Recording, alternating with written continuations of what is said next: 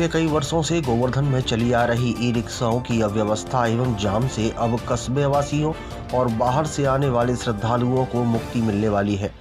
शुक्रवार को जिलाधिकारी मथुरा पुलकित खरे और एसडीएम गोवर्धन कमलेश गोयल द्वारा बेहतर यातायात संचालन हेतु प्रशासन द्वारा बनाए गए रोड मैप प्लान के अंतर्गत लगभग 400 ई रिक्शाओं को गोवर्धन के सप्तकोशीय परिक्रमा मार्ग में चलाने की अनुमति प्रदान करते हुए ई रिक्शा संचालकों को वर्दी पहनाकर तथा उन पर टैग लगाकर ई रिक्शाओं को हरी झंडी दिखाकर यातायात व्यवस्था का शुभारंभ किया गया। इसके साथ ही गोवर्धन की परिक्रमा मार्ग से बाहर के संपर्क मार्गों पर भी लगभग इतने ही ई रिक्शाओं को चलाने की अनुमति प्रदान की गई है। आपको बता दें कि पहले गोवर्धन में हजारों की संख्या में ई रिक्शा सड़कों पर फर्राटा भरते थे, जिसकी वजह से आए दिन परिक्रमा मार्ग और कस्बे में जाम की स्थिति बनी रहती थी। श्रद्धालु जाम में फंसकर कराहते हुए नजर आते थे, लेकिन इस व्यवस्था के संचालन के बाद जाम से मुक्ति मिलेगी और श्रद्धालुओं को बेहतर परिवहन की व्यवस्थाएं प्राप्त होंगी। जिलाधिकारी मथुरा पुलकित खरे ने बताया कि प्रशासन द्वारा निर्धारित संख्या में ही ई रिक्शा वाहनों का संचालन होगा।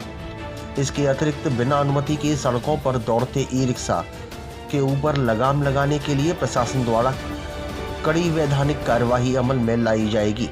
साथ ही उन्होंने ई रिक्शा चालकों से कहा कि बाहर से आने वाले श्रद्धालुओं के साथ विनम्रता का व्यवहार करें। गोवर्धन में आज सभी व्यापारी बंधुओं, ई रिक्शा चालकों, हमारे प्रेस मीडिया के साथियों, सभी के सहयोग से पिछले कई माह से इस पे योजना बन रही थी कि किस तरह यातायात व्यवस्था को बेहतर करा जाए। और यातायात का एक प्रमुख अंग गोवर्धन में ई रिक्शा है। इसको लेके ज़रूरी था कि क्षेत्र को जोन में बांटा जाए और हर जोन पे माननीय एनजीटी के भी ऑर्डर हैं और वहाँ की सीमा को देखते हुए एक संख्या निर्धारित करी जाए। इसको लेके पिछले एक माह से कई बार बैठकें करी गई और फिर परिक्रमा क्षेत्र में 400 ई रिक्शा जो कि पंजीकृत हैं हमारे, उनको एक यूनिफॉर्म, एक यूनिक नंबर दिया गया, उनके रेट निर्धारित करे गए, जो रेट लिस्ट भी उसमें लगेगी।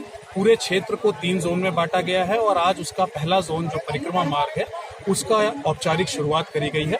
कल से इन्फोर्समेंट की कार्रवाई भी होगी। ये देखा जाएगा कि इन रिक्शाओं के अतिरिक्त यदि कोई अन्य रिक्शा इस क्षेत्र में चलते हुए पाए जाते हैं तो उनके खिलाफ कड़ी कार्रवाई हो।